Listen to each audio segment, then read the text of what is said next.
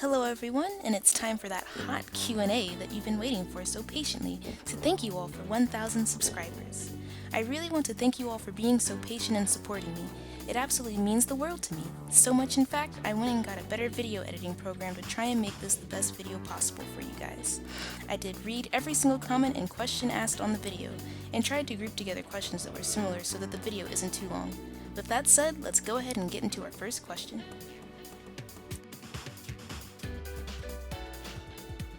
So, Alvin, Forget, and Thomas all asked, what's my favorite sub and special? And so, well, I would like to say that my favorite sub is ink recovery for sure. I really like being able to keep up pressure by just constantly having ink ready and prepared and just being able to refill the tank constantly and constantly. Like ink recovery is a really big staple in most of my builds. Probably my least favorite ability would probably be maybe special duration. Not really a fan of it. It's one of those things that if you don't practice with it sometimes, it really gets awkward. And you kind of you have more Kraken than you're used to maybe running, and it's just really weird and something you have to practice with. As for my favorite special, it's definitely for sure it's Killer Whale, as I'm doing a series on it if you haven't seen Tunnel of Success already, but the Killer Whale is my favorite because, mostly for nostalgic reasons, as I started out my Splatoon career just playing pretty much nothing but the Kelp Splatter Scope, and so I just love the Whale. I guess in second, honestly, maybe Echo, because I played Dynamo so much, but I love me some Killer Whale. Chaotic Energy asks, how would you recommend growing as a streamer? I definitely would say that consistency is probably the biggest one. I know that dude told me that he just streamed every day, and that really helped build up a lot of followers. I honestly don't know all the secrets myself for sure. I know that honestly a lot of it I got a good following from association from other streamers. But for sure, just consistency, being your true self for sure is what's gonna bring, audience in. Like as long as you're your truest self, I feel like that's what matters the most. As a follow-up, Scrub Queen asks, would you ever consider doing YouTube full-time as a career, or is it something you'd rather do as a hobby? Okay, so being truthful, if I could just play video games, for a living, of course, I'd jump at the chance, but I don't think it's really something I could pull off. Even though, I would love to, but honestly, there's also the thing that I do kind of want to try out, being a translator and other things. That's what I'm currently in school for. And I don't see that, it's just something I can really do. Savinator asks, how did you fall in love with the E-liter, and why did you fall out of love with the Dynamo? I originally, like I said, was originally a Kelp Scope, at the very start of my Splatoon career, and once I started, looking for teams and to play with and be competitive with, I realized that, I was in a Kelp girl in an E-liter world, and so I had to pick it up, especially on one of my former teams where they already had an E-liter, and I knew that I wasn't going to get to play if I did not pick up the E-liter. And so anyway, I did fall in love with it. I really do love the E-liter. I still have a place in my heart for the Kelp Scope. It's still my baby. But it just couldn't, anymore. As well for the Dynamo, it's more so that after we lost one of my teammates who was our other E-liter, I just, didn't have the chance to really play Dynamo anymore. It would usually work out to where he would play E-liter and I would do Dynamo. But with him gone, I've had to take up the space for E-liter on the team, so I just don't play Dynamo anymore. I still love it. So, the one from Evo asks, what kit would you want with the E-liter and Splatoon tube, sub and special? I'm not really sure since we don't know all of the new specials that we're going to be getting in Splatoon 2. We've seen quite a few of them, like the jetpack and the stingray, but we still haven't seen, all of them. Because, if you remember, if you ever played Splatoon 2 since launch, we didn't know all the specials we were going to be getting then, just solely based off the test fire weapons. So I honestly am unsure. If anything, honestly, I just want Killer Whale to come back as it is in this game. I'm not really excited about the Stingray, but maybe it'll change my mind when we get there. Corey Cat and King Casso asked similar questions, going on about, what am I looking forward for Splatoon 2? I still enjoy snipers. Is there anything I'm looking forward to? Definitely looking forward to the whole holding your charge thing. I am stoked about that. That's gonna be great. I am ready. Even if I'm going, I don't care. Holding your charge is gonna be revolutionary. I'm ready.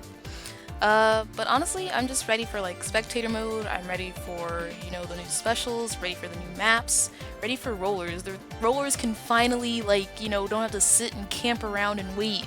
We can finally just, be yourself and move forward. It's gonna be great. I'm just really excited for the whole game, really. Like, I'm ready. I'm ready. I wish it was summer already. I still need to get a Switch, but we'll get there. Megafire, Kyle Barros, Ryan Evo, and Nintendo all asked similar questions. Why did I decide to get into competitive Splatoon? How did I start off? Well, let's start off with that. So basically, I started off as a casual. I just got Splatoon because I wanted to play with, admittedly, my crush at the time, because we both played Smash together. And he was like, I'm gonna get Splatoon. I was like, oh, well, I want to play with my friends still, so I'm gonna get Splatoon as well.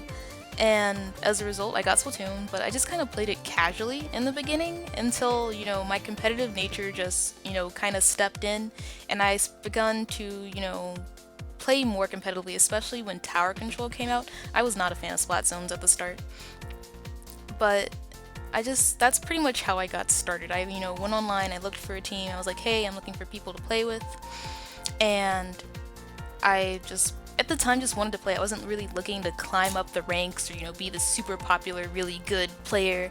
I just wanted to play. And so basically I went online. I started off on my first team, Octarian Elite Squad, now dead, rest in peace. And once they disbanded, I left because I didn't really like how the team was organized. I went on to a team called Octarian Legion. Oh wait, no I didn't. I went on to a team called Inglorious Bellum Knights first. And I ended up getting kicked off that team for, I guess, personal reasons. And then I joined Octarian Legion, which is where I guess you could say, when I really started getting into competitive Splatoon, because I was just looking for another team, because IB was pretty much a kind of casual competitive team, but Octarian Legion was like a legitimate, big time competitive team that I just tried out. I was like, I'm just looking for a team. I guess I didn't really feel start getting good until a little bit after I left Octarian Legion. Octarian Legion was not good for my confidence because of, some of the people on there, but I moved past it and I've let it go. But I feel like once I was able to get my confidence back and start hanging out with more positive people who believed me, I really started to get a lot better, and it makes me really happy. I really enjoyed, my time now on Two Moons. It is my pride and joy. But no, I haven't been on a team with Dude before, aside from, 2 Moons plus, or, 2 Moons in the All-Spark at Squid Storm. But, I don't see us being on a team together anytime soon. I enjoy myself on 2 Moons, and he enjoys himself on Chimera. While we're on the subject of Dude, I guess, CMO Switch and Mr. Bay ask, what made you and Dude start to date, and how long have you and Dude been dating? As of right now, as of this video, it's been 7 months. It'll be a year on August 8th this year. And how long have we been dating? Or, sorry, I already answered that, sorry. But what's made us start to date? We honestly had, no feelings for each other, real talk, before Squid Storm, because Squid Storm is what started it all for sure. We were friends before, and we did, we're kind of close before, we had a good friendship, but in particular, we didn't feel anything, there was no, secret crush or pining or anything. We just were friends. And then we went to Squid Storm. A lot of stuff just kind of happened over the event. A lot of good stuff, and we realized, oh, well, I like you a lot all of a sudden. And so then we're like, okay, well, let's do this dating thing. I really like you a lot, and I'm really glad that, I managed to, I guess, date him because he really does mean the world to me. January Zone asks, what is it like living in or having a long distance relationship? What are the pros and cons of it? Uh, well, I can't say, there are probably, you would think more cons than there are pros. For instance, I can't hug him every day. I don't get to, actually physically see him every day, which, sucks. It's a lot of bummer. We can't, like, go out to movies and do stuff like that together. But, it's not all bad because, we still do manage to find a way to spend time together. And it also just builds up, a lot of trust between, one another because, we can't see each other and we just have a really strong bond, caused by the distance. And it also makes it, that much greater to see each other when we do get to see each other. It makes it, mean that much more to both of us, I would hope. But, people, I guess, tend to shy away from long distance relationships, and it definitely isn't, for everyone. It's definitely something you have to be strong for. But I would say, it's definitely worth it because you can work to having that long distance relationship being, I guess, a close distance relationship in the future. Paradox asks, how did me and Dude meet? We met through my friend Mute. It was still when I was kind of like on Octarian Legion and I was being unhappy. And I was really, unsure if I wanted to leave yet. And, Mute offered me a chance to be on Overlook maybe. And at the time, I guess Dude was also looking at other options and was playing with Overlook. And, as, kind of a tryout-ish thing, they offered for me to go and play with them. And that's how I met Dude. That's how I was introduced to Dude. The thing you have to keep in mind though is I had no idea who Dude was. Like I didn't know he was, this super cool, great British streamer, thousands of subs. He was just some weird British guy to me. And I was like, oh, okay, yeah, sure.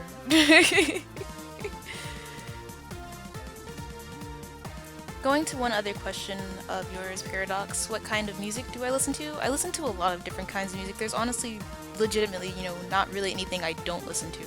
But I guess if I were to like name favorites, I really like, 70s funk. I really like 80s music because, my mom was born in the 70s, grew up in the 80s.